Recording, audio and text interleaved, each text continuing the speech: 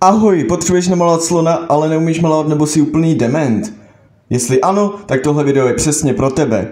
Jako první nakreslíme takový nedodělaný most. Gratuluji, máš právě půlku slona. A teď uděláme takový menší kopec nebo střední, nevím, jak uvážíte vy. Ale trošku to natáhneme dál, ať můžeme tady z tohoto udělat takový pěkný chobot menší, můžete i další, je to jen na vás. Oko, které se na vás bude muset dívat, i když se ohámní. Ještě mu uděláme také nechty, nebo co to je, pak ocásek samozřejmě. A kli, aby to byl pěkný alfa samec, můžete mu udělat i další kli. A má se zapomnět na uši, no, tak toto vypadá jak od motýla, spíš víc to trošku uhladíme. Potom vašeho masivního slona zvýrazníte třeba propiskou nebo černým perem. Já jsem našel propisku, proto to dělám propiskou. Kdybych našel černé pero, tak to dělám černým perem. Vygumujete z něho tu přebytečnou tušku a tada, máte vašeho slona. Jo, ještě jsem zapomněl nechty, sorry. A doufám, že mi dáte like a follow, protože jsem vám ukázal opravdu skvělý tutoriál. Čau! Jo, ještě nezapomínám na smajlíka.